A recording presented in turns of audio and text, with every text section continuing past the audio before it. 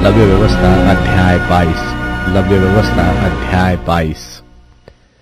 फिर यहोवा ने मूसा से कहा, हारून और उसके पुत्रों से ये कहा कि इसराइलियों की पवित्र की हुई वस्तुओं से जिनको वे मेरे लिए पवित्र करते हैं न्यारे रहे, और मेरे पवित्र नाम को अपवित्र न करे। मैं यहोवा हूं। और उनसे कहा कि तुम्हारी पीढ़ी पीढ़ी में तुम्हारे सारे वंश में से जो कोई अपनी अशुद्धता की दशा में उन पवित्र की हुई वस्तुओं के पास जाए जिन्हें इसराइली यहोवा के लिए पवित्र करते हैं, वह प्राणी मेरे सामने से नाश किया जाएगा। मैं यहोवा हूं। हारून के वंश में से कोई क्यों न हो जो कोढ़ी हो व उसके प्रमेह हो, वह मनुष्य जब तक शुद्ध न हो जाए तब तक पवित्र की हुई वस्तुओं में से कुछ न खाए। और जो लोथ के कारण अशुद्ध हुआ हो व जिसका वीर्य स्खलित हुआ हो, ऐसे मनुष्य को जो कोई छुए, और जो कोई किसी ऐसे रेंगने हारे जंतु को छुए जिससे लोग अशुद्ध हो सकते हैं, वह किसी ऐसे वस्तु को छुए जिसमें किसी प्रकार की अशुद्धता हो जो उसको भी लग सकती है, तो वह प्राणी जो इनमें से किसी को छुए सांझ तक अशुद्ध ठहरा रहे, और जब तक जल से स्नान न कर ले तब तक पवित्र वस्तु में से कुछ न खाए। तब सूर्य अस्त होने पर वह शुद्ध ठहरेगा और वह पवित्र वस्तुओं में से खा सकेगा, क्योंकि उसका भोजन वही है। जो जानवर आपसे मरा हो व पशु से फाड़ा गया हो, उसे खाकर वह अपने आप को अशुद्ध न करे। मैं यहोवा हूं। इसलिए याजक लोग मेरी सौंपी हुई वस्तुओं की रक्षा करें। ऐसा न हो कि वे उनको अपवित्र करके पाप का भार उठाए और इसके कारण मर भी जाए। मैं उनका पवित्र करने वाला यहोवा हूं। पराये कुल का जन किसी पवित्र वस्तु को न खाने पाए, चाहे वह याजक का पहुन हो व मजदूर हो, तो भी वह कोई पवित्र वस्तु न खाए। यदि याजक किसी प्राणी को रुपया देकर मोल ले तो वह प्राणी उसमें से खा सकता है, और जो याजक के घर में उत्पन्न हुआ हो वे भी उसके भोजन में से खाए। और यदि याजक की बेटी पराये कुल के किसी पुरुष से ब्याही गई हो तो वह भेंट की हुई वस्तुओं में से न खाए। यदि याजक की बेटी विधवा व त्यागी हुई हो और उसकी संतान न हो और वह अपनी बाल्यावस्था की रीति के अनुसार अपने पिता के घर में रहती हो, तो वह अपने पिता के भोजन में से खाए, पर पराये कुल का कोई उसमें से न खाए।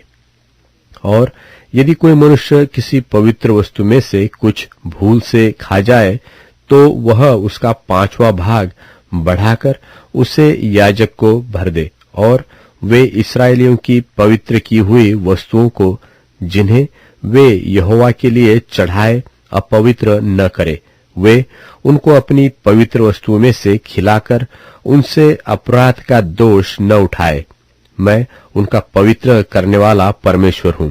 फिर यहोवा ने मूसा से कहा, हारून और उसके पुत्रों से और इसराइलियों से समझाकर कहा कि इसराइल के घराने का व इसराइलियों में रहने वाले परदेशियों में से कोई क्यों न हो जो मन्नत व स्वेच्छा बलि करने के लिए यहोवा को कोई होम बलि चढ़ाए, तो अपने निमित्त ग्रहण योग्य ठहरने के लिए बैलों व भेड़ों व बकरियों में से निर्दोष नर चढ़ाए। जिसमें कोई भी दोष हो उसे न चढ़ाना, क्योंकि वह तुम्हारे निमित्त ग्रहण योग्य न ठहरेगा। और जो कोई बैलों व भेड़ बकरियों में से विशेष वस्तु संकल्प करने के लिए व स्वेच्छा बलि के लिए यहोवा को मेल बलि चढ़ाए, तो ग्रहण होने के लिए अवश्य है कि वह निर्दोष हो, उसमें भी कोई दोष न हो। जो अंधा व अंग का टूटा व लूला हो व उसमें रसौली व खौरा व खुजली हो, ऐसों को यहोवा के लिए न चढ़ाना। उसको वेदी पर यहोवा के लिए हव्य न चढ़ाना। जिस किसी बैल व भेड़ व बकरे का कोई अंग अधिक व कम हो उसको स्वेच्छा बलि के लिए चढ़ा सकते हो, परंतु मन्नत पूरी करने के लिए वह ग्रहण न होगा। जिसके अंड दबे व कुचले व टूटे व कट गए हो, उसको यहोवा के लिए न चढ़ाना, और अपने देश में भी ऐसा काम न करना। फिर इनमें से किसी को तुम अपने परमेश्वर का भोजन जानकर किसी परदेशी से लेकर न चढ़ाओ, क्योंकि उनमें उनका बिगाड़ वर्तमान है, उनमें दोष है, इसलिए वे तुम्हारे निमित्त ग्रहण न होंगे।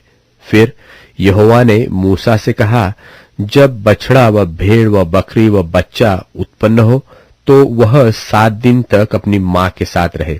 फिर 8वें दिन से आगे को वह यहोवा के हव्यवाह चढ़ावे के लिए ग्रहण योग्य ठहरेगा। चाहे गाय, चाहे भेड़ी व बकरी हो, उसको और उसके बच्चे को एक ही दिन में बलि न करना। और जब तुम यहोवा के लिए धन्यवाद का मेल बलि चढ़ाओ तो उसे इसी प्रकार से करना, जिससे वह ग्रहण योग्य ठहरे। वह उसी दिन खाया जाए, उसमें से कुछ भी बिहान तक रहने न पाए। मैं यहोवा हूं। और तुम मेरी आज्ञाओं को मानना और उनका पालन करना। मैं यहोवा हूं।